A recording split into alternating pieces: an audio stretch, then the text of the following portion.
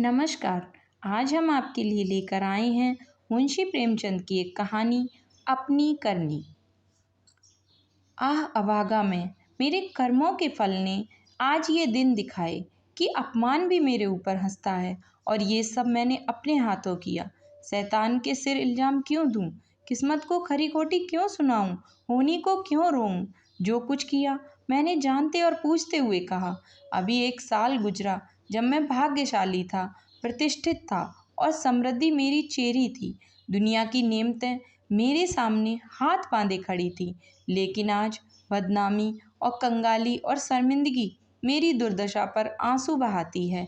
मैं ऊंचे खानदान का बहुत पढ़ा लिखा आदमी था, फारसी का मुल्ला, संस्कृत का पंडित, अंग्रेजी का ग्रेजुएट। अपने मुंह मियाँ मिट्ठू क्यों बनूं, लेकिन रूप भी मुझको मिला था, इतना कि लोग मुझसे ईर्ष्या कर सकते थे। गरज एक इंसान को खुशी के साथ जिंदगी बसर करने के लिए जितनी अच्छी चीज़ों की ज़रूरत हो सकती है, वह सब मुझे हासिल हासिल थी। सेहत का ये हाल कि मुझे कभी सिरदर्द की भी शिकायत नहीं हुई। फिटन की सैर, दरिया की दिल फरेबियाँ, पहाड़ के सुंदर दृश्य, उन खुशियों की जिक्र ही तकलीफ देह है। क्या मज़े की ज़िंदगी थी। आह, यहाँ तक तो मैं अपना दर्द दिल सुना सकता हूँ, लेकिन इसके आगे फिर होठों पर खामोशी की मोहर लगी हुई है। एक सती साध्वी, प्रतिप्राणा स्त्री और 2 गुलाब के फूल से बच्चे इंसान के लिए जिन खुशियों, आरजुओं, हौसलों और दिल फरेबियों का खजाना हो सकते हैं, वह सब मुझे प्राप्त था। मैं इस योग्य नहीं कि उस पतित स्त्री का नाम जबान पर लाऊं। मैं उस योग्य नहीं कि अपने को उन लड़कों का बाप कह सकूं, मगर नसीब का कुछ ऐसा खेल था कि मैंने उन बेशकीमती नेमतों की कद्र ना की। जिस औरत ने मेरे हुक्म और अपनी इच्छा में कभी कोई भेद नहीं किया, जो मेरी सारी बुराइयों के बावजूद कभी शिकायत का एक हर्फ जबान पर नहीं लाई, जिसका गुस्सा कभी आंखों से आगे नहीं बढ़ने पाया। गुस्सा क्या था, कुआर की बरखा थी, 2-4 हल्की हल्की बूंदें पड़ी और फिर आसमान साफ हो गया। अपनी दीवानगी के नशे में मैंने उस देवी की कद्र ना की। मैंने उसे जलाया, रुलाया, तड़पाया। मैंने उसके साथ दगा की। आह, जब मैं 2-2 बजे रात को घर लौटता था, तो मुझे कैसे कैसे बहाने सूझते थे, नित नए हीले गढ़ता था। शायद विद्यार्थी जीवन में जब बैंड के मज़े से मदरसे जाने की इजाज़त ना देते, उस वक्त भी बुद्धि इतनी प्रखर ना थी। और क्या उस क्षमा की देवी को मेरी बातों पर यकीन आता था? वह भोली थी, मगर ऐसी नादान ना थी। मेरी खुमार भरी आंखें और मेरे उथले भाव और मेरे झूठे प्रेम प्रदर्शन का रहस्य क्या उससे छिपा रह सकता था? लेकिन उसकी रग रग में शराफत भरी हुई थी। कोई कमीना ख्याल उसकी जबान पर नहीं आ सकता था। वह उन बातों का जिक्र करके या अपने संदेहों को खुलेआम दिखलाकर हमारे पवित्र संबंध में खिंचाव या बदमज़गी पैदा करना बहुत अनुचित समझती थी। मुझे उसके विचार उसके माथे पर लिखे मालूम होते थे।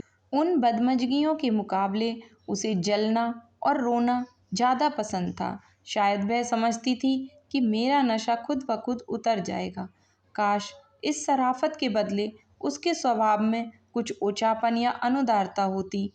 काश वह अपने अधिकारों को अपने हाथ में रखना जानती। काश वह इतनी सीधी ना होती। काश अब अपने मन के भावों को छिपाने में इतनी कुशल ना होती। काश वह इतनी मक्कार ना होती। लेकिन मेरी मक्कारी और उसकी मक्कारी में कितना अंतर था।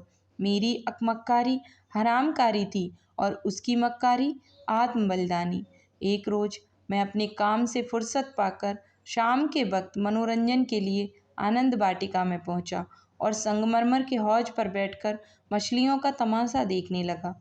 एकाएक निगाह ऊपर उठी तो मैंने एक औरत का बेले की झाड़ियों में फूल चुनते देखा। उसके कपड़े मैले थे और जवानी की ताजगी और गर्व को छोड़कर उसके चेहरे पर कोई ऐसी खास बात ना थी। उसने मेरी तरफ आंखें उठाईं और फिर फूल चुनने लग गई, गोया उसने मुझे देखा ही नहीं। उसके इस अंदाज ने, चाहे वह उसकी सरलता ही क्यों ना रही हो, मेरी वासना को और भी उद्दीप्त कर दिया। मेरे लिए ये एक नई बात थी कि कोई औरत इस तरह देखे जैसे उसने नहीं देखा।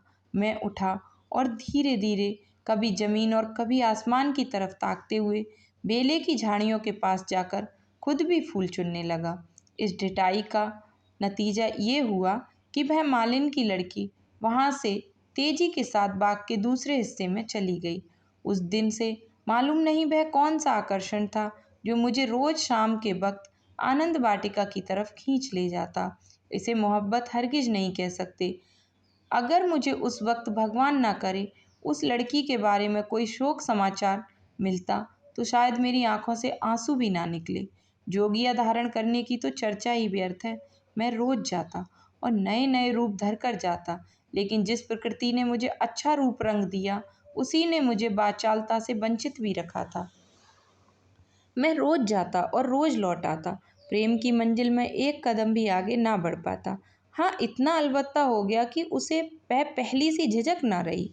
आखिर इस शांतिपूर्ण नीति को सफल बनाने ना होते देख मैंने एक नई युक्ति सोची। एक रोज मैं अपने साथ अपने शैतान बुलडॉग टॉमी को भी ले गया। वह जब शाम हो गई और वह मेरे धैर्य का नाश करने वाली फूलों से आंचल भरकर अपने घर की ओर चली तो मैंने अपने बुलडॉग को धीरे से इशारा कर दिया। बुलडॉग उसकी तरफ बाज की तरह झपटा। फूलमती ने एक चीख मारी, दो चार कदम दौड़ी और जमीन पर गिर पड़ी। अब मैं छड़ी हिलाता बुलडॉग बुलडॉग की तरफ गुस्से भरी आंखों से देखता और हाय हाय चिल्लाता हुआ दौड़ा और उसे जोर से दो तीन डंडे लगाए।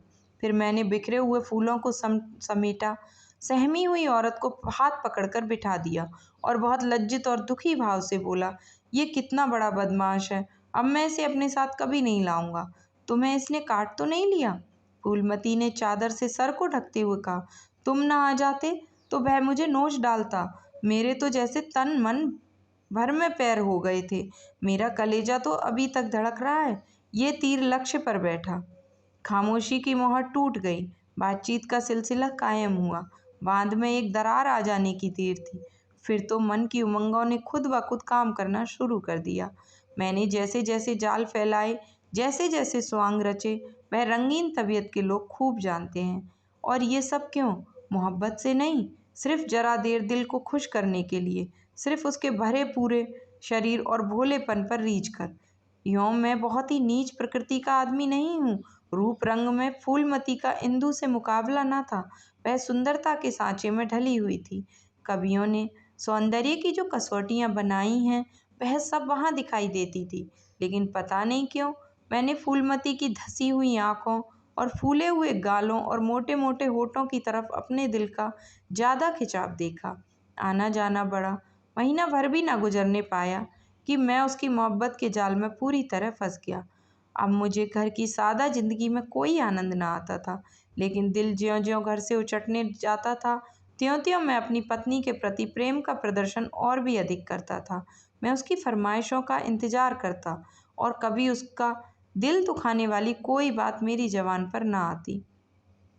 शायद मैं अपनी आंतरिक उदासीनता को शिष्टाचार के पर्दे के पीछे छिपाना चाहता था।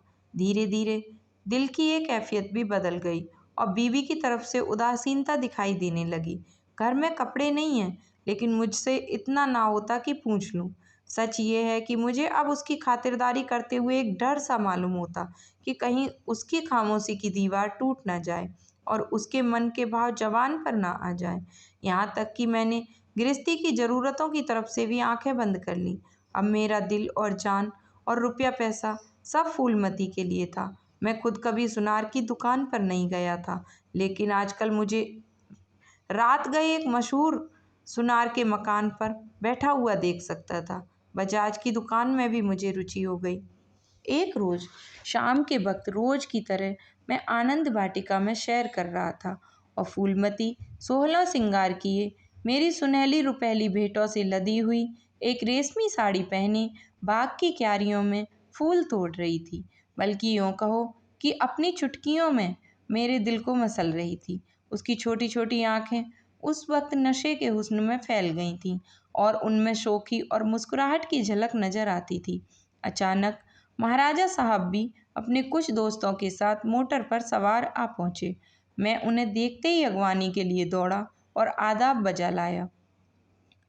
बेचारी फूलमती महाराजा साहब को पहचानती थी, लेकिन उसे एक घने कुंज के अलावा और कोई छिपने की जगह ना मिल सकी। महाराजा साहब चले तो हौज की तरफ, लेकिन मेरा दुर्भाग्य उन्हें क्यारी पर ले चला, जिधर फूलमती छिपी हुई थर थर काँप रही थी। महाराजा साहब ने उसकी तरफ आश्चर्य से देखा और बोले, ये कौन औरत है? सब लोग मेरी ओर प्रश्न भरी आंखों से देखने लगे और मुझे भी उस वक्त यही ठीक मालूम हुआ कि इसका जवाब मैं ही दूं, वरना फूलमती न जाने क्या आफत डाह दे। लापरवाही के अंदाज से बोला, इसी बाग के माली की लड़की है, यहाँ फूल तोड़ने आई होगी। फूलमती लज्जा और भय के मारे जमीन में धंसी जाती थी। महाराजा साहब ने उसे सर से पांव तक गौर से देखा और तब संदेहशील भाव से मेरी तरफ देखकर बोले, ये माली की लड़की है? मैं इसका जवाब क्या देता। इसी बीच कमबख्त दुर्जन माली भी अपनी फटी हुई पग संभालता हाथ में कुदाल लिए दौड़ता हुआ आया और सर को घुटनों से मिलाकर महाराज को प्रणाम किया। महाराजा ने जरा तेज लहजे में पूछा, ये तेरी लड़की है? माली के होश उड़ गए। कांपता हुआ बोला, हुजूर। महाराज, तेरी तनख्वाह क्या है? दुर्जन, हुजूर 5 रुपए। महाराज, ये लड़की कुंवारी है या ब्याही? हुजूर, हुजूर अभी कुछ कुंवारी है। महाराज ने गुस्से में कहा, या तो तू चोरी करता है या डाका डालता है, वरना ये कभी नहीं हो सकता कि तेरी लड़की अमीरजादी बनकर रह सके। मुझे इसी वक्त इसका जवाब देना होगा, वरना मैं तुझे पुलिस के सुपुर्द कर दूंगा। ऐसे चाल चलन के आदमी को मैं अपने यहाँ नहीं रख सकता। माली की तो घिघी बन गई और मेरी ये हालत थी कि काटो तो बदन में लहू नहीं, दुनिया अंधेरी मालूम होती थी। मैं समझ गया कि आज मेरी शामत सिर पर सवार है, वह मुझे जड़ से उखाड़ कर दम लेगी। महाराजा साहब ने माली की ओर जोर से डांट कर पूछा, तू खामोश क्यों है? बोलता क्यों नहीं? दुर्जन फूट फूट कर रोने लगा। जब जरा आवाज सुधरी तो बोला, हुजूर, बाप दादे से सरकार का नमक खाता हूँ, अब मेरे बुढ़ापे पर दया कीजिए। ये सब मेरे फूटे नसीबों का फेर है धर्मावतार। इस छोकरी ने मेरी नाक कटा दी, कुल का नाम मिटा दिया। अब मैं कहीं मुंह दिखाने लायक नहीं हूँ। इसको सब तरह से समझा बुझाकर हार गए हुजूर, लेकिन मेरी बात सुनती ही नहीं, तो क्या करूँ? हुजूर, माई बाप हैं, आपसे क्या पर्दा करूँ? उसे अब अमीरों के साथ रहना अच्छा लगता है, और आजकल के रईसों और अमीरों को क्या कहूँ, दीनबंधु सब जानते हैं। महाराजा साहब ने जरा देर गौर करके पूछा, क्या उसका किसी सरकारी नौकर से संबंध है? दुर्जन ने सर झुकाकर कहा, हुजूर। महाराज साहब, वह कौन आदमी है? तुम्हें उसे बतलाना होगा। दुर्जन, महाराज जब पूछेंगे तो बता दूंगा, सांच को आज क्या। मैंने तो समझा कि इसी वक्त सारा पर्दाफाश हुआ जाता है, लेकिन महाराजा साहब ने अपने दरबार के किसी मुलाजिम की इज्जत को इस तरह मिट्टी में मिलाना ठीक नहीं समझा। वे वहां से टहलते हुए मोटर पर बैठकर महल की तरफ चले। इस मानूस वाक्य के 1 हफ्ते बाद एक रोज मैं दरबार से लौटा तो मुझे अपने घर में से एक बूढ़ी औरत बाहर निकलती दिखाई दी। उसे देखकर मैं ठिठका। उसके चेहरे पर बनावटी भोलापन था, जो कुटनियों के चेहरे की खास बात है। मैंने उसे डांट कर पूछा, तू कौन है? यहाँ क्यों आई है? बुढ़िया ने दोनों हाथ उठाकर मेरी बलाएं बोली, बेटा नाराज ना हो, गरीब भिखारी हूँ, मालकिन का सुहाग भरपूर रहे। उसे जैसा सुनती थी वैसा ही पाया। ये कहकर उसने जल्दी से कदम बढ़ाए और बाहर चली गई। मेरे गुस्से का पारा चढ़ा। मैंने घर जाकर पूछा, ये कौन औरत थी? मेरी बीवी ने सर झुकाए धीरे से जवाब दिया, क्या जानूं, कोई भिखारन थी। मैंने कहा, भिखारिनों की सूरत ऐसी नहीं हुआ करती, मुझे तो ये कुटनी सी नजर आती है। साफ साफ बताओ उसके यहाँ आने का क्या मतलब था। लेकिन बजाय इन संदेह भरी बातों को सुनकर मेरी बीवी गर्व से सिर उठाए और मेरी तरफ उपेक्षा भरी आंखों से देखकर अपनी साफ दिली का सबूत दे उसने सर झुकाए हुए जवाब दिया, मैं उसके पेट में थोड़े ही बैठी थी, भीख मांगने आई थी, भीख दे दी। किसी के दिल का हाल कोई क्या जाने। उसके लहजे और अंदाज से पता चलता था कि वह जितना जवान से कहती है उससे ज़्यादा उसके दिल में है। झूठा आरोप लगाने की कला में अभी वह बिल्कुल कच्ची थी, वरना तिरिया चरित्र की था किसे मिलती है। मैं देख रहा था कि उसके हाथ पांव थरथरा रहे हैं। मैंने झपट कर उसका हाथ पकड़ा और उसके सिर को ऊपर उठाकर बड़े गंभीर क्रोध से बोला, इंदु, तुम जानती हो कि मुझे तुम पर कितना एतबार है, लेकिन अगर तुमने इसी वक्त सारी सारी घटना सच सच ना बता दी तो मैं कह भी नहीं सकता कि इसका नतीजा क्या होगा। तुम्हारा ढंग बतलाता है कि कुछ ना कुछ दाल में काला जरूर है। ये खूब समझ रखो कि मैं अपनी इज्जत को तुम्हारी और अपनी जानों से ज़्यादा अजीज समझता हूँ। मेरे लिए ये डूब मरने की जगह है कि मैं अपनी बीवी से इस तरह की बातें करूँ, उसकी ओर से मेरे दिल में संदेह पैदा हो। मुझे अब ज़्यादा सब्र की गुंजाइश नहीं है। बोलो क्या बात है। इंदुवती मेरे पैरों में गिर पड़ी और रोकर बोली, मेरा कसूर माफ़ कर दो। मैंने गरज कर बोला, वह कौन सा कसूर है। इंदुवती ने संभल कर जवाब दिया, तुम अपने दिल में इस वक्त जो ख्याल कर रहे हो उसे एक पल के लिए भी वहाँ ना रहने दो, वरना समझ लो कि आज ही इस जिंदगी का खात्मा है। मुझे नहीं मालूम था कि तुम मेरे ऊपर जो जुल्म किए हैं उन्हें मैंने किस तरह झेला है, और अब भी सब कुछ झेलने को तैयार हूँ। मेरा सर तुम्हारे पैरों पर है, जिस तरह रखोगे रहूँगी। लेकिन आज मुझे मालूम हुआ कि तुम खुद हो वैसा ही दूसरों को समझते हो। मुझसे भूल अवश्य हुई है, लेकिन उस भूल की ये सज़ा नहीं है कि तुम मुझ पर संदेह ना करो। मैंने उस औरत की बातों में आकर अपने घर का चिट्ठा बयान कर दिया है। मैं समझती थी कि मुझे ऐसा नहीं करना चाहिए, लेकिन कुछ तो उस औरत की हमदर्दी और कुछ मेरे अंदर सुलगती हुई आग ने मुझसे ये भूल करवाई, और इसके लिए तुम जो सजा दो मेरे सर आंखों पर। मेरा गुस्सा जरा धीमा हुआ। बोला, तुमने उससे क्या कहा। इंदुमती ने कहा कि घर का जो कुछ हाल है, तुम्हारी बेवफाई, तुम्हारी लापरवाही, तुम्हारी घर की ज़रूरतों की फ़िक्र ना करना, अपनी बेवकूफ़ी का क्या कहूँ। मैंने उससे यहाँ तक कह दिया कि इधर 3 महीने से उन्होंने घर के खर्च के लिए कुछ भी खर्च नहीं दिया, और इसकी चोट मेरे गहनों पर पड़ी। तुम्हें शायद मालूम नहीं कि इन 3 महीनों में मेरे 450 रुपये के जेवर बिक गए।